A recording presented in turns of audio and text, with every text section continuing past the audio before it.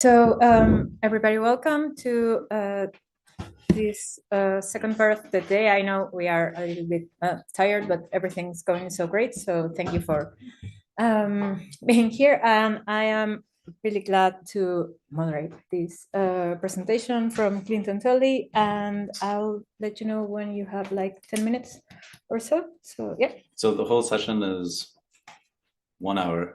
And so my presentation will be 35-ish minutes or something to have question and answer. It's up to you. Yeah, no, well, I want to hear other people besides me. Or so, yeah.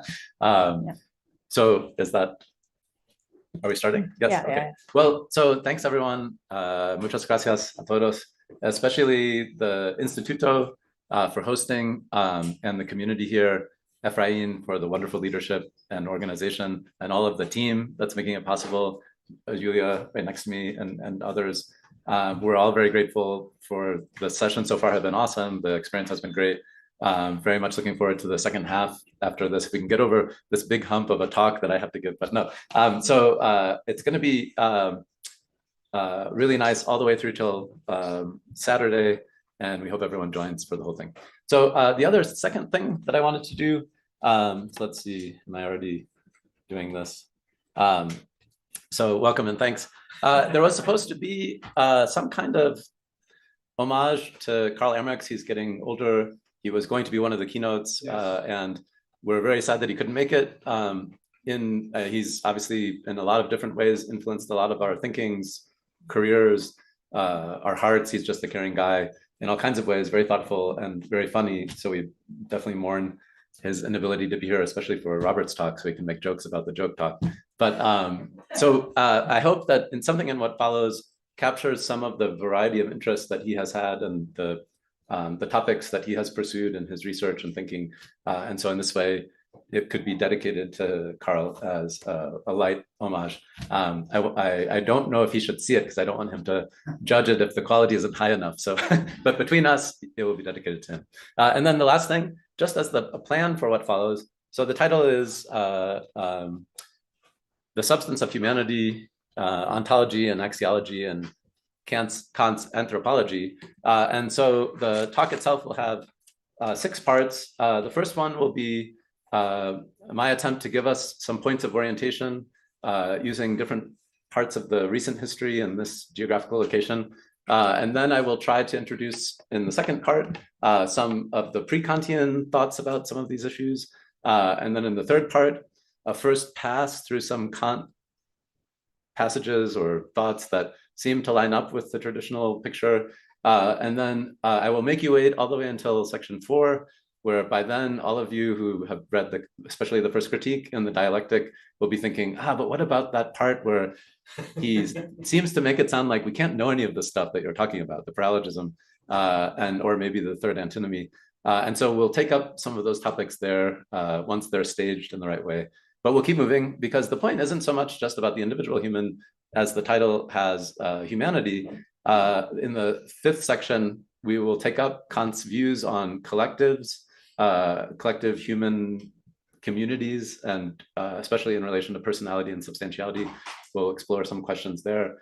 And the value picture will come in there in an obvious way. It will be written all over all the quotes if you're looking.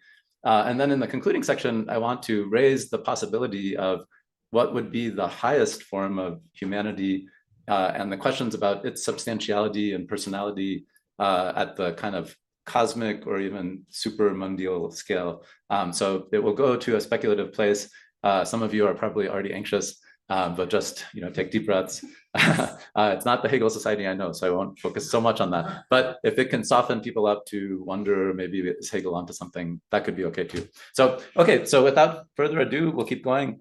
So in the first section, so being human and humanity, some historical points of orientation from Mexican philosophy. So the discussion of human nature in Mexico was already happening during the Kantian age. And so as part of the joy of getting to be here is to be able to have a light introduction and connection of some of the traditions from here through here in relation to other things that are going on in North America.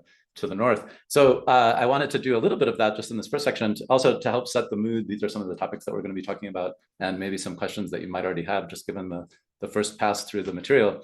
So we have, this is during Kant's time. So this is, let's see, can I do full screen? Would that be this one? No. Yes. Yeah, here. Yes. Zoom. Zoom. Up. No, that way. No, you don't know that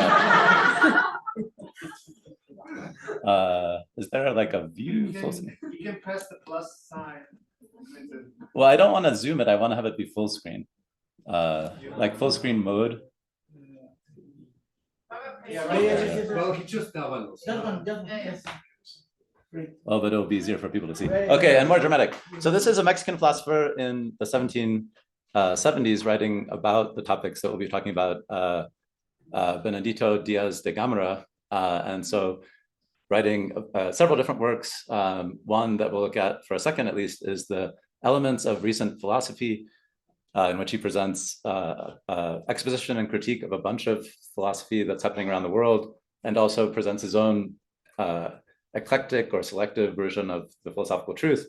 But so one thing I want to note also, it's during Kant's lifetime, and on the topic that we're talking about, human soul, human substantiality, personality, the human mind, how are these things all supposed to go together? His treatment of metaphysics follows the traditional ontology, cosmology, psychology progression. And when he gets to the discussion of the rational soul and the human mind, he's engaged with Christian Wolff and Leibniz already. So just again to think about how long has there been a society of Kantian-ish figures, even before maybe they were engaging with Kant himself, they're already on the path there. But so this is the ancient past, relatively, about as early as you could get in the 1770s, engaging with Kant in the New World. But so what about more recent engagements with Kant? Just to put things on your reading list. Also, if you see at the bookstore, maybe you find these books and you could buy them and learn Spanish and read at the same time. So one work by this, who knows who this guy is, very, very tough character, but excellent work on especially the theoretical philosophy, some of the topics we'll be talking about in Efrain's Disonancias. And so a lot of great content in the first parts, but it's really this last part where he takes up some of the issues that we'll be talking about. So if you want contemporary cutting edge Mexican philosophical take on Kantianism on some of these topics, you can look to Efrain's book. On some of the more practical, political, value theoretical dimensions, Roberto Aramayo and also Fabiola Rivera, who's here a while ago, I don't know if she's here today, but really great collection there. It just will open doors to the whole field as it's pursued here. And then it's even at the level of giving the history of the interpretations of Kant in Spanish-speaking America. So this is a work by another one of the people who's affiliated with the Instituto, Pedro Stepanenko, where it's what are the faces of reason, Kant within this whole continent. So some things to look at, to pack your suitcase, souvenirs for your children. But what about, so not the cutting edge, not the earliest, maybe possible, those of you who are better historians than me will find, but there was someone who actually said Kant by name in 1770s in Mexico, maybe they did. So I made a stab at it. But what about the way in which the kind of substantial integration of Kant, Neo-Kantianism, Kantianism more generally occurs through the 20th century? I wanted to highlight a couple other people in this territory, in part also to let you know who are some of the names in the rooms that you're sitting in, so you can fill out a little bit of that. So this one is not one of our rooms, but it's Francisco Laroyo, who is one of the most influential neo-Kantians, but also Kant scholars, Kant interpreters, published about 150 books on just Kant-related themes, probably 150 more on other things. But I wanted to bring out the extent to which he was responsible for this whole series in the early part of the century, editing, translating, collecting, the metaphysics, the epistemology, the morals, value theory, epistemology, ontology, and some of the shorter works and all the critiques. He was also in a debate with other people who didn't want to be so Kantian or even neo-Kantian. And here, Jose Gauss is one of the names of our rooms, this room itself. And so there was debates about Kantianism, the viability of Kantianism, neo-Kantianism happening exactly here already in the 30s and 40s. And so Gauss himself helps us connect to the other room and also a little bit to the engagement with Kant. Though he wasn't known as a Kant interpreter, he wrote also universally about all of modern philosophy, very interesting collections, takes on what Kant might mean for the present. But some of his students in this group called the Hyperiones, the group of the Hyperion. So Luis Villoro is the name of the other room, one of his most influential students, and in some ways is a kind of early version of some of Andrew Chignell's interest on epistemology, value theory, how it might relate to metaphysics, and how you might have a dialogue with post-analytic philosophy or something. So interesting, just wanted to get a face to the name of the room.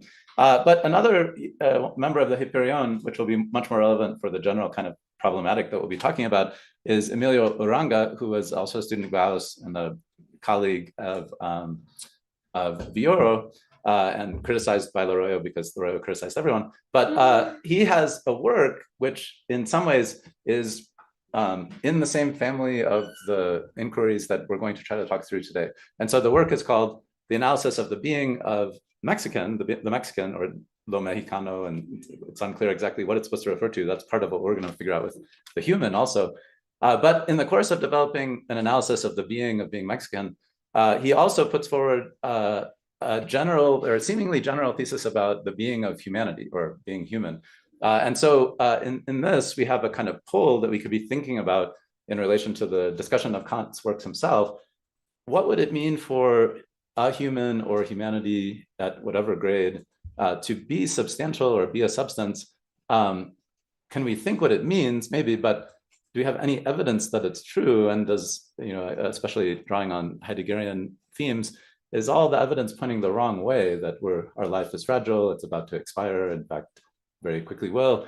How does that seem substantial? Or from the point of view of the human experience, not just in Mexico, but everywhere, we should maybe describe ourselves as an accident, not just in a Spinoza sense of effervescing on some other substance, although maybe that's there too, but especially the felt sense of ungroundedness, and that we aren't our own ground. And so in putting things that way, you can maybe connect some of the dots between Heidegger and Kant. So this has just been translated, so everyone can read it who can't speak Spanish yet. But one of the main things that he emphasizes as the most important thing of this essay is exactly that the being of humans is, ontologically speaking, accidental. This is the most important affirmation that we will make in this whole essay, or that we have made in any of our essays, I think. He's thinking up to that point. So the idea that when you think of being human, humanity, there is an absence of substantiality and maybe a felt loss of the hope for substantiality, very much in play in this mid-century. And so if you're interested in these themes in the broader context, Uranga is a wonderful person to look at. Okay, there's the English. But in relation even more specifically to some of the themes that we want to try to take up today, there's several debates that would be relevant. I'll focus just on one because we have Laroyo already on the table.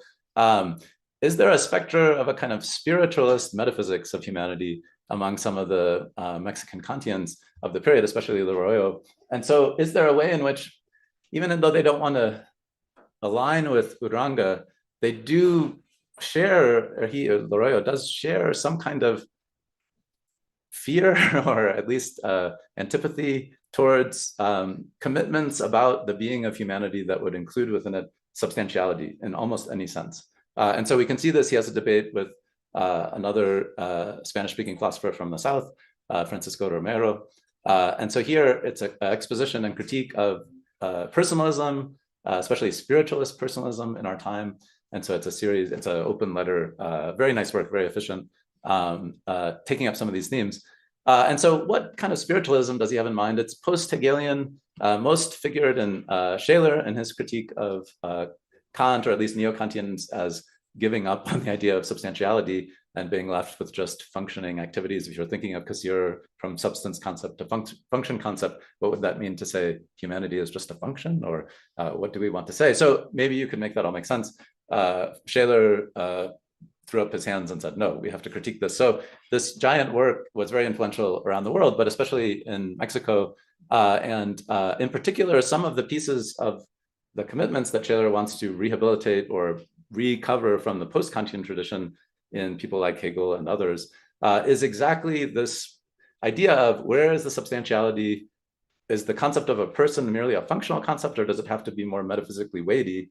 And naming the concept of person as what grounds ontology in relation to humanity and value theory, and allowing spirit to also be in the mix in Hegel's sense of subject, which is substance, essentially. Is there a way to try to have a different kind of conversation and a challenge to the Neo-Kantians? So if you haven't read Shaler's critiques of Kant on what he thinks of, or at least Neo-Kantianism, the functionalization of reason and the absence of the substantiality of the person, also, homework for you for the weekend. But the other piece of it is the openness to, once we start thinking this way, and maybe this is something where it is kind of meeting in the middle, we don't want to make the only substance that's at issue in humanity my mere substance when I awake in the first coming out, whenever it happens in the womb, or who knows what, and when I expire. There's more substantiality around, and how do we relate to that, which is still really human substantiality? And so the idea of collective beings, collective worth, is something that, and collective persons is something that Shaler focuses on explicitly in his work. Now, those of you who know the history, Gesamtperson is a key concept here. But the other, non-Kantian or post-Kantian figure that he's drawing on is Hegel. Günter Zoller was referring to a little bit some of this development yesterday, although I would love to hear if he has thoughts on how this reflects back into the Kantian picture.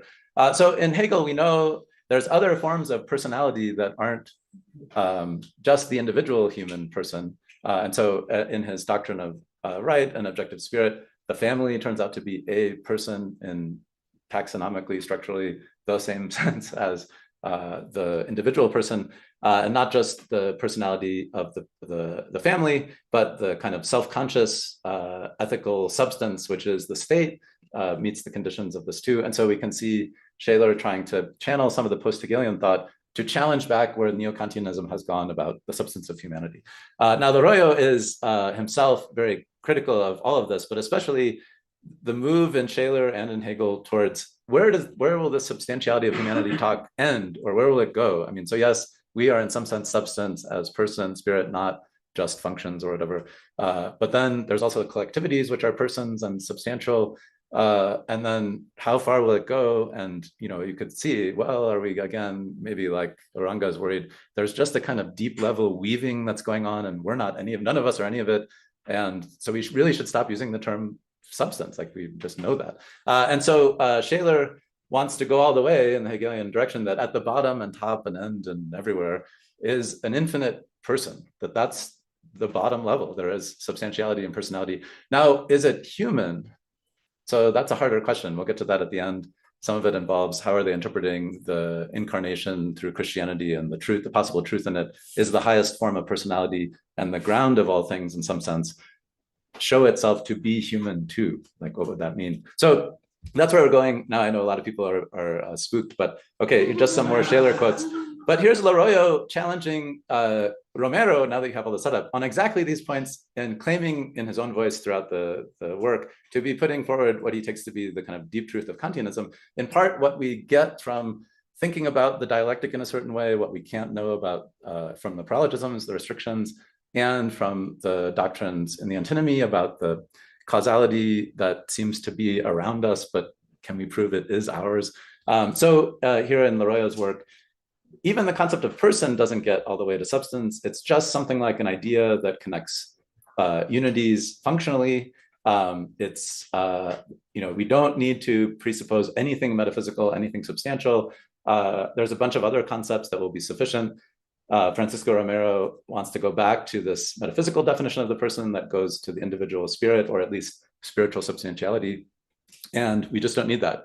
And some of you might see in some of this presentation that the language he's using, it can feel like it has Kantian echoes, that maybe the Kantian position moves towards, you don't have to think about yourself as substance or anything about personality as substance. It is all functioning, or it's reason. It's the reason, the being of reason in and through you. It's not really whatever the substance is. So I wanted to bring out Laroyo also just to give some airtime to someone who's been deep into these woods before. And again, just invite people to, if you are already a Loriot expert or a personalism expert, to comment, but otherwise just more homework. So it's a good thing some of us have plane rides to go back. So yeah, here it's, the question of persons is just not a metaphysical one. We don't need to multiply beings unessentially. So, okay, Katerina Kraus, to the extent that I know, is not Mexican, but she does develop a neo-Kantian position on personality, which I think is dangerously close to Loriot's, and from the other point of view. And so if you want to read something, again, state of the art in English that goes in this like, person is just an idea and all the substance that's related to it isn't the person yet and will never be. So she has a take on that towards the end of her book. Okay, final bit of orientation. So before we get to the Kant stuff, those of you who have the handout can read ahead. But here, why would substance and humanity, why would there be a question or a thought that they go together in the first place? Can't we just go with Spinozist modes or functions or whatever? And so in the classical conception of being a person and by implication being a human, insofar as those are thought to go together, there's just, just kind of endless before roughly Spinoza and Locke, all of the canonical greats have some version or other of definitions. So I have some on the handout. Boethius, a definition of person where it just is in the definition of a person that it's an individual substance with a rational nature. Aquinas too, all individuals with the rational nature are called persons, and it's to subsist with the rational nature that confers the dignity on them. So no episodic persons.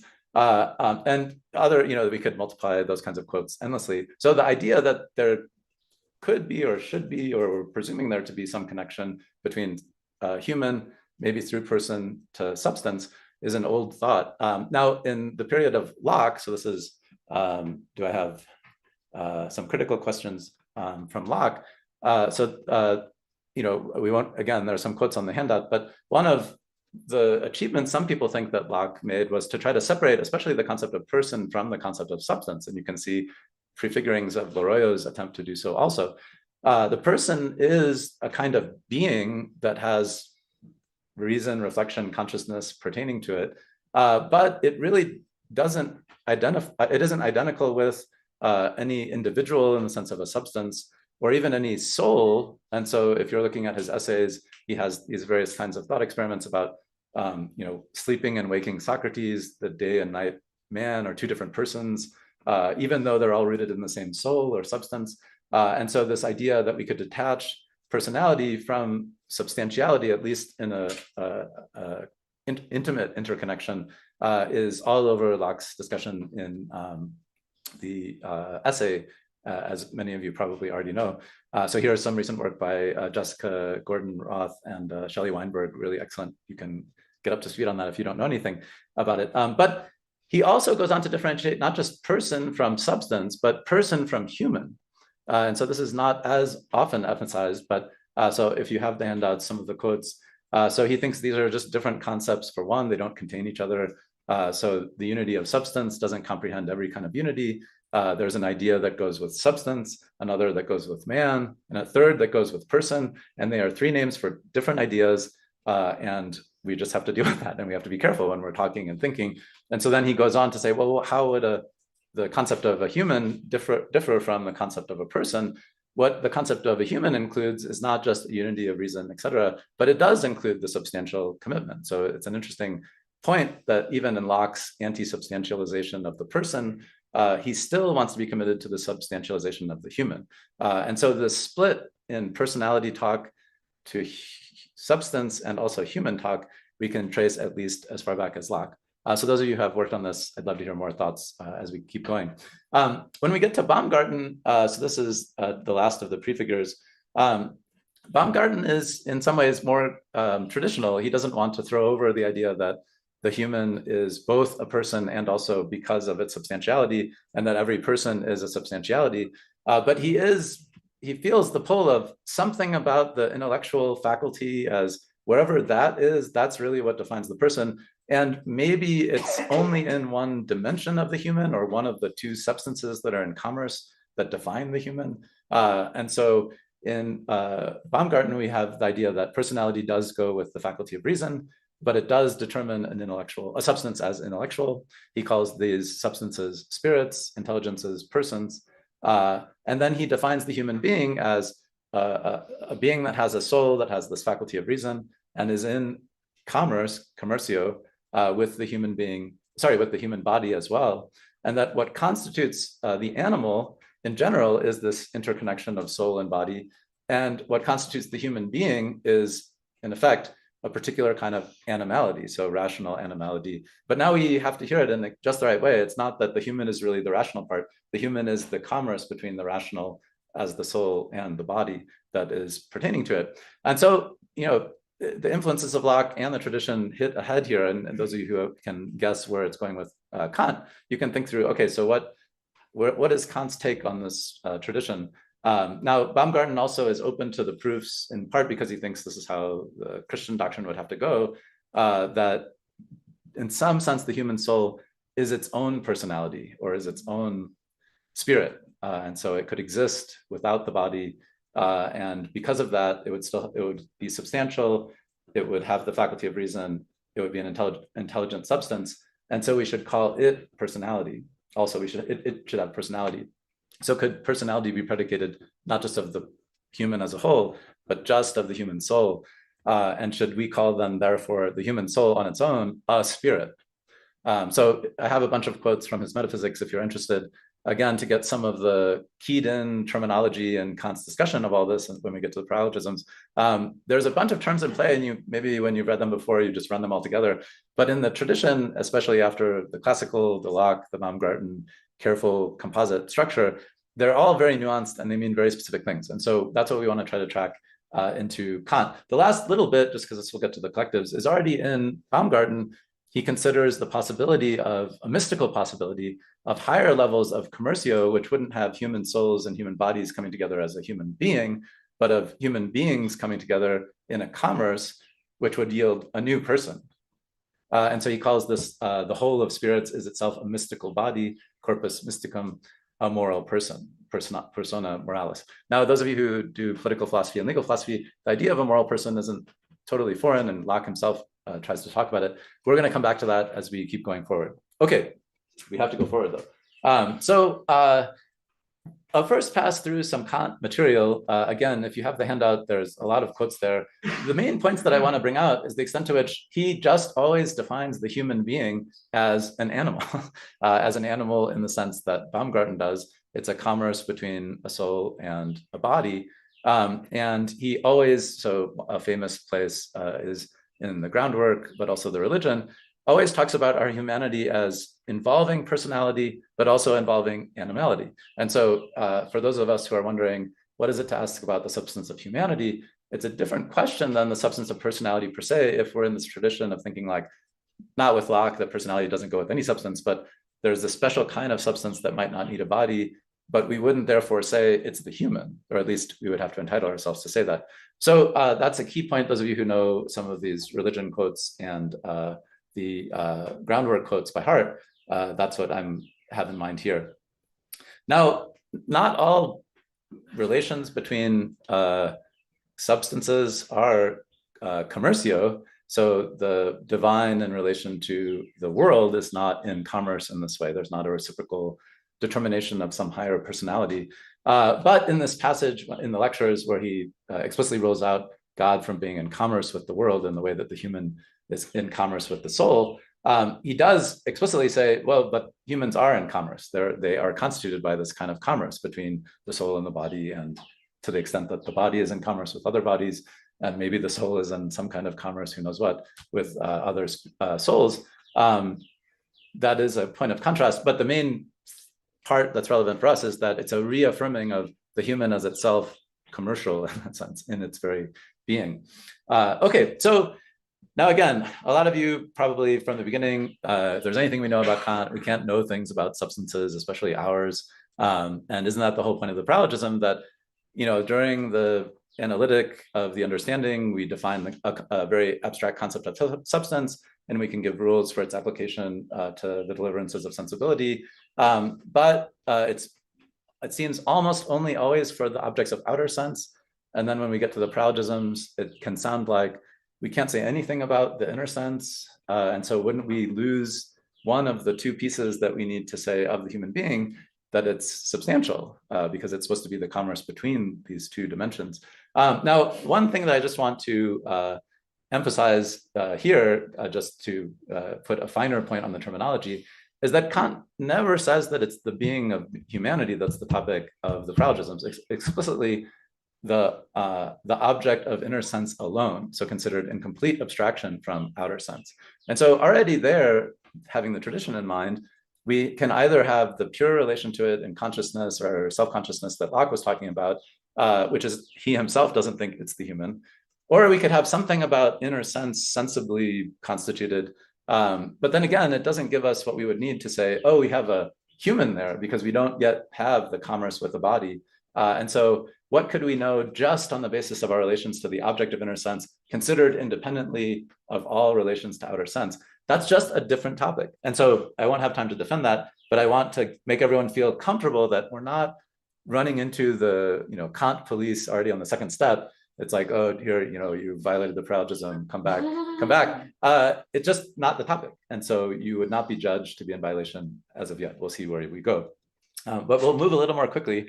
So the other thing that some people find troubling is that once we distinguish the object of mere inner sense alone from the human, and note that the human is the object of both senses constitutively, then it might help us not be so worried when Kant seems to just say things like, in this context of the paralogism itself, that we don't have the same worries about proving substantiality about humanity, or the human being.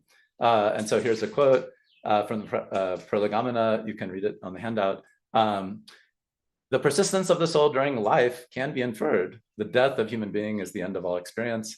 The persistence of the soul can be proven during the life of the human being. And this is a proof that will be granted, doubtless, by everyone. That's not really our concern. What we're really concerned with is the thing that would still exist independently of the body in some post-death existence.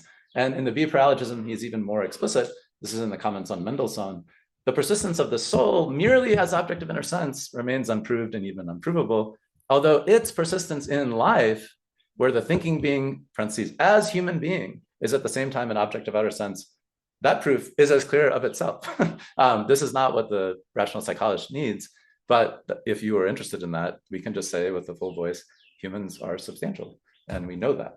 And so this also, I think, helps us with the breathless affirmation of the cognition of the parts of the nature of the human being. Some people, by the time we get to the third antinomy, and he wants to just say, this is what he says, the human being who is acquainted with the whole of nature through sense is also able to recognize in himself, cognize, erkennt, actions and determinations which cannot be part of the world of sense. And so there are certain faculties that determine the human as also an intelligible object, and we call these faculties understanding and reason.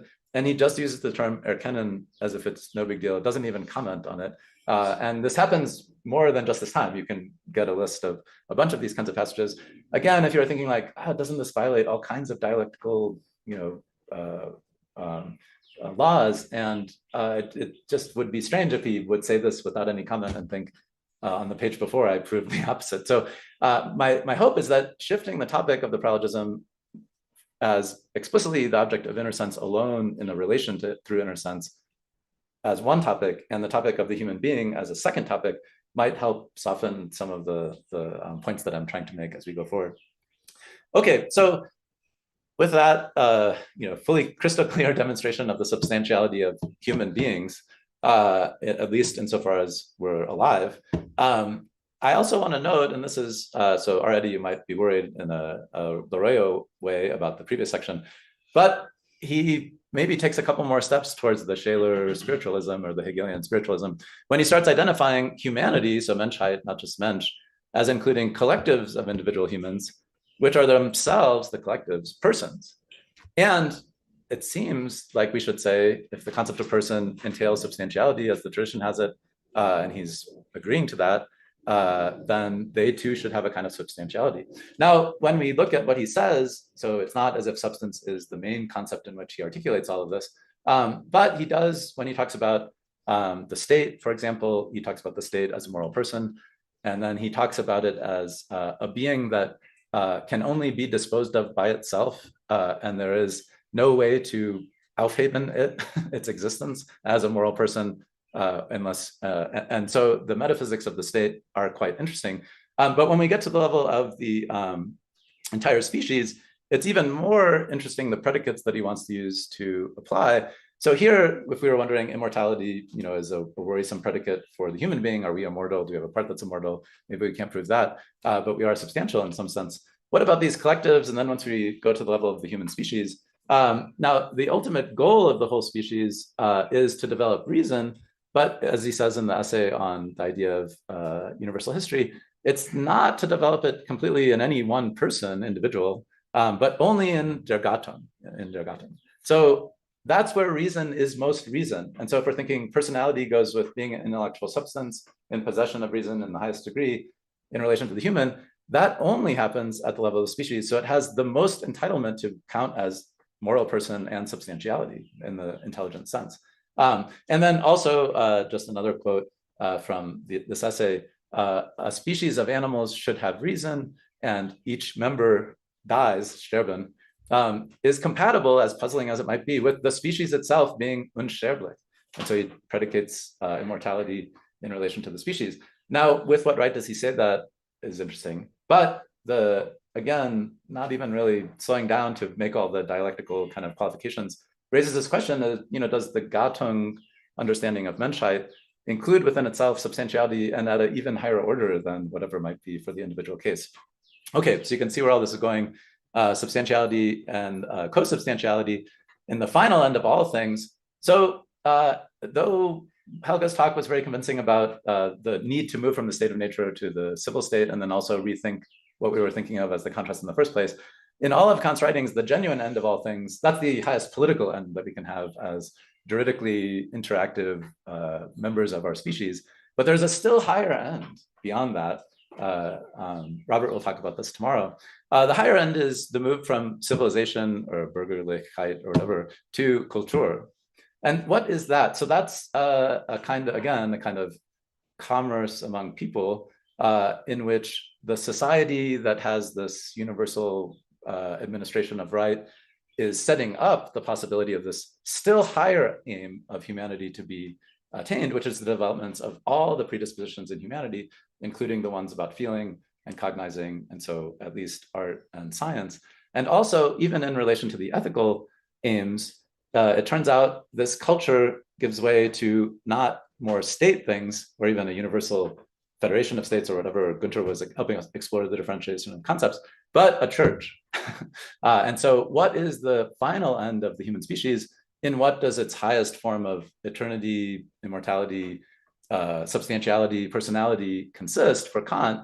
It can sound, especially if you read to the end of the religion, as if really it's something about like church existence, which is the highest form of human personality and the end of all things in human existence. Now, does it end there? So what is a church? So this is where it gets, those of you who have some Christian theological formation can help me on some of the options here. But if you're thinking about from culture in general to church, the church is the enduring communion with each other. And so, that's like a political formation, but it's also a communion with the divine. So he explicitly says that the human ought to leave the ethical state in order to become a member of the ethical community, which is the Gemeinwesen.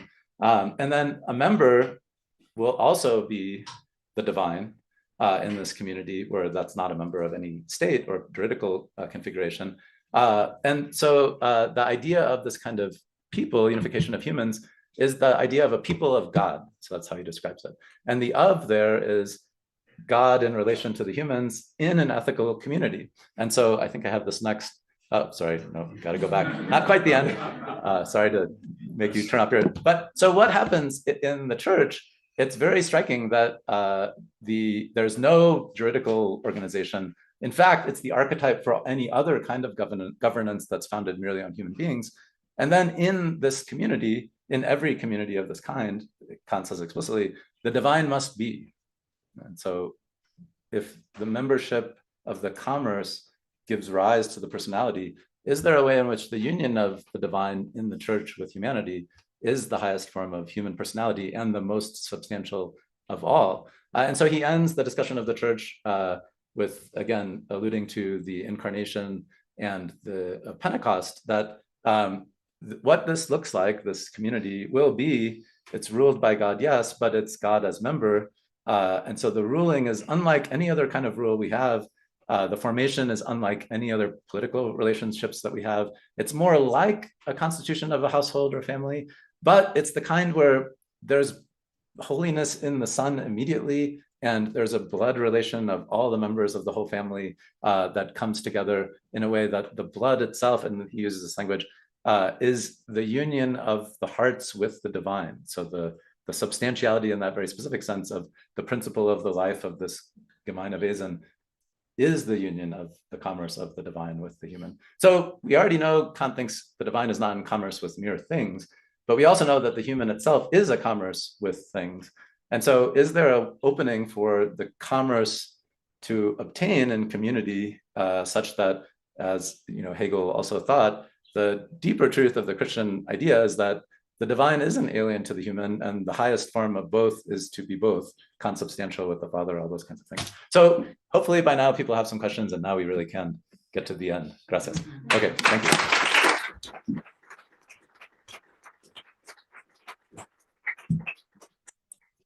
Yeah, so we'll have some questions now. Yeah, Marcela? I have so many questions. Thank you so much. It was so great. And thank you for setting this and localizing this discussion. I have a question about the distinction between culture and church. So what is the difference? Because the late Schelling, in the very, very, very late text, also seems to go in this direction. And the reason why he thinks that church, or something like a church, not any institutional church, the church of the spirit, right? Is kind of the goal, is that it's outside of the state. So it's related to what he calls personal virtues. So he's already kind of criticizing Hegel. But I'm wondering about Kant, like how does Kant understand that distinction? Yeah, it's a good question. So I think he is thinking that the point of having the political organization is to give rise to this further thing. So it's not against the state or separate. It depends on there being the highest realization of peace, so that culture can flourish and bad jokes can get told, as we'll learn from Robert. But what is the culture? It's still a pretty generic concept. And so by the time we get to the post-Kantians, they want to align, and Kant does too. There's Kunst, there's Wissenschaft, and then it turns out in a big way, Religion or Kirchen or the Gemeindewesen, that is like a church. And so it's an interesting question if within the doctrine of culture, the church has the highest position, not at the expense of anything having to do with juridical relations, but as the final end of all humanity and its substance in some deeper sense. So how does that debate go among Hegel and Schelling? In Hegel, you can think there might be like equal opportunity of art, science, and religion. They all have to be going all together, even though he sometimes thinks, the Wissenschaft, that is philosophy, is the highest for some reason. With Schelling, like the aesthetic can sound like it's supreme, the connection. I think Kant is thinking that the community, the practical activity, in that sense, the life of the humanity in the church configuration is more fully alive. So it can incorporate in theology, Wissenschaft, it can incorporate in liturgy, Kunst, but it also is doing the ethical thing, and neither science nor art is really doing that part anymore. They're relating to it or reflecting it. And so it's the only thing that really is the highest culture. So that would be one attempt to try to stitch together an answer. So that was really great. And I mean, I love Hegel. I think everything that's true in Hegel is still from Kant. So my criticism would be you're a little too tentative in your thesis. Okay. But so I really actually just have kind of a friendly amendment or suggestion for where to go. And you've been using this word toward the end of your talk here, and that is life. And I think if you trace Kant's use of life, it will get you just this thing that you're looking for. He, when he talks about life, it's this force really that does this work of unionizing in just the way that you're talking about, or bringing things into unity. And that's from the basic sort of, zoological category of life, just mere living beings, to, this distinctive thing about human life, and there's this sort of force of will that attends the use of reason, so that when we do good, there's not, as he says, mere life, or he says, you know, he says, you know, there's the possibility there'll be no life in the figures, right? So it certainly has this sense of spirit. Actually, the word life in the third critique is closely connected to Geist. And so, you know, I think there are a lot of instances there. Yeah, nice. So he does in various places, including Anthropology and other lectures, distinguish between kinds of life. And so the special kind that includes rationality gets its own name. But what I think he would think about some of the Leroy-ish functionalization talk is that it loses the life part, like it exits life into who knows what. And so the idea of a distinctively spiritual life is crucial. And so I think that if you're also thinking about Aristotle's conception of the divine as pure theoria, and there's a question like, is it even alive? It doesn't have passion and volition and desire. And so Kant's picture of the divine in relation to creation without the humans might look more theoretical or actualizing or who knows what. But in relation to the humans, it can be a real life if it has commerce and the life plays itself out spiritually in the church or whatever. So I love the focus on life. And then the two things that come up. One is differentiating spiritual life from the generic concept. Right. And then the second one is, for those of you who don't get hung up in the dialectic, but now have read to the third critique and think, wait a second, I thought life we couldn't apply either. No one can determine, is there life anywhere? It's just the concept of reflection, like Leroy was saying, that we can organize or Krauss also, we organize our reasoning about things, but we don't know if life is in anything.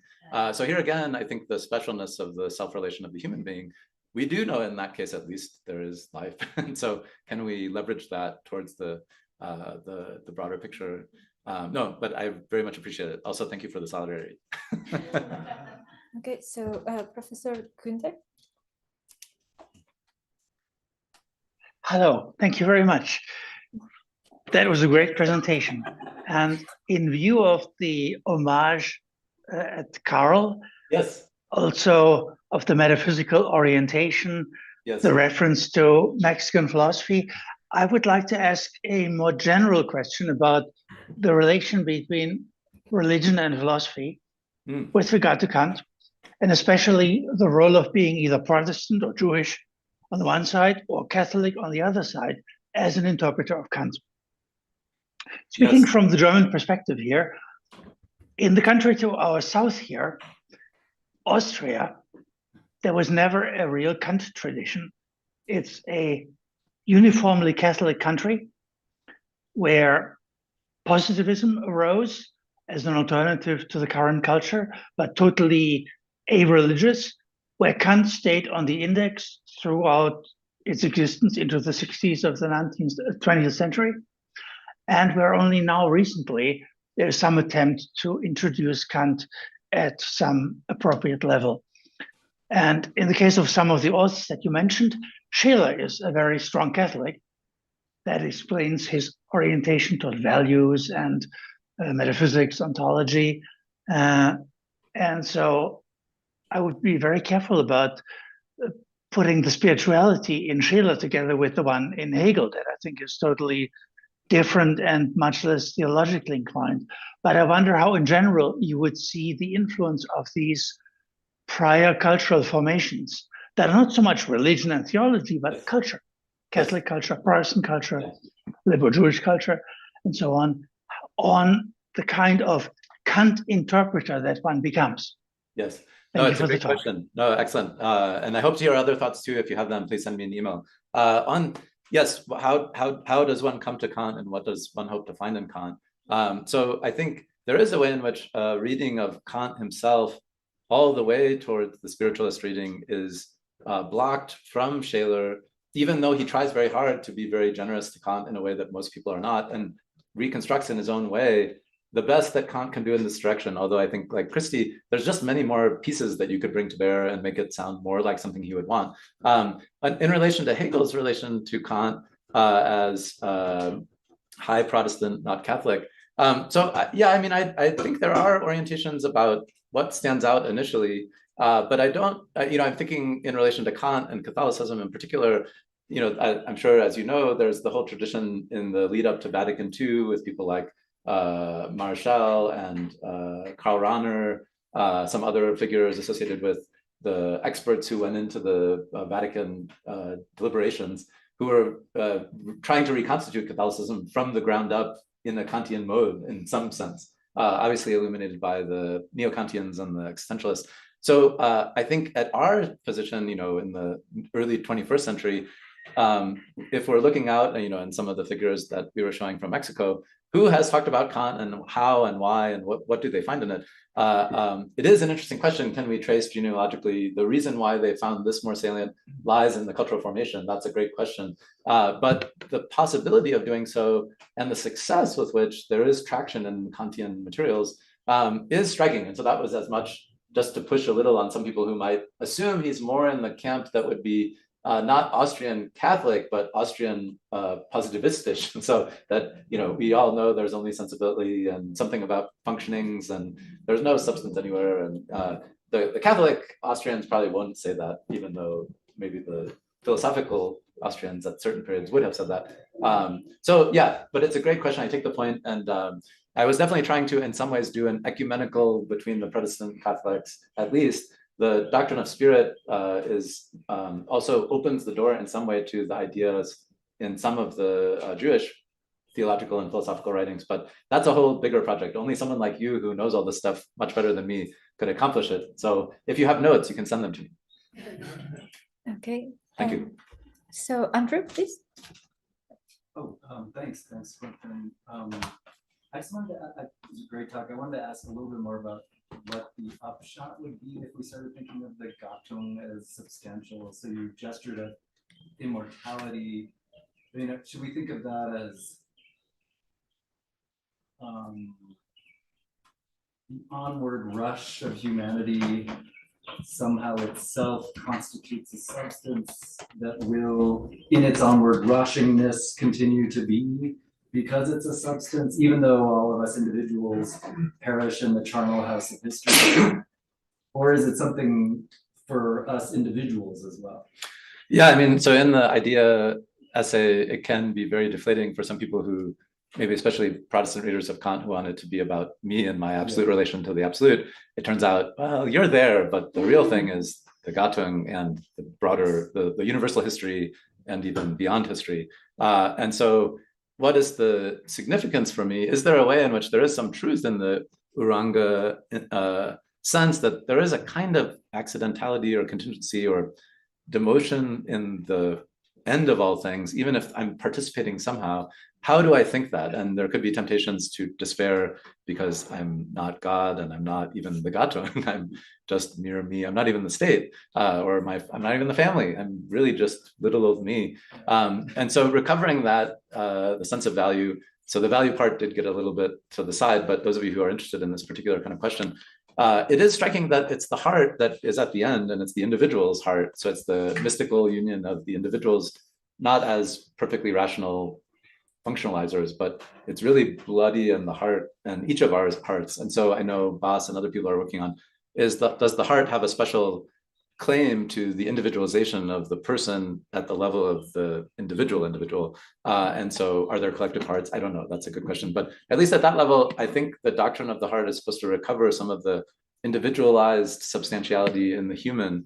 And then, the postulates also raise the hope that even if it seems like our participation as bookends, maybe we still are at work in all the way wherever the Gattung is, that there is no time where we're not in some sense, or beyond time if the Gattung communes with the divine and becomes divine in some sense, we're there too. And so one of the things Gunter's question helps bring out, in the order of the Mass, there's always, the faithful departed. It's like, well, they're not here now, but they still are.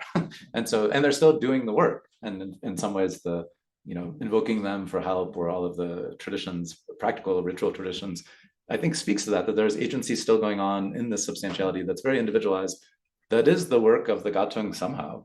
It's not. So I think, yeah, there's kind of mood-ish things that Uranga and existentialists are very sensitive to. But then there's much more material in the metaphysics and some of this compositional stuff that you could try to retell a story that maybe it doesn't give you peace, but at least it's on the road or something. So yeah, I was also thinking, yeah. I was also thinking book 2 of the religion, where we get talk of the prototype coming down and showing us. Yes. Yeah. It doesn't have to be an individual substance either. It could actually be a new vision of the species. It's a good question. The new man is the language of the scriptures. I do think it's important, and Kant picks up on this, and almost, only some Protestants in very energetic and loud quarters exclude the church and the Holy Spirit and Pentecost, and it's just about me and the relation to the divine and Jesus. So crucially, Kant's conception of religion doesn't end with, and someone did it once or something like that. So, and the giving of the same Spirit to all is the main point. That's the coming, joining, but also uniting. And so whatever that is, I would think, yes, there's archetypal moments, but if we're really thinking about the substance, it can't be just a function or an archetype. It has to be the living thing, as Christy was pointing out. So we still have a couple of more minutes. Yeah, so I want to push back a bit on your characterization of the function. Yes, good, okay. Because I think it's much closer to the conception in Ortega, for instance, of vital reason, and the Dilthey tradition. So Ortega picks up on Dilthey and on von Uexküll and Bergson, and tries to bring them together with the neo-Kantianism that he had studied in Marburg. Cassirer, when Ortega was in Marburg, they didn't talk about Bergson, he said. But later on, the Marburg school tried really hard to incorporate the conception of life from Dilthey, from Bergson, from von Uexküll.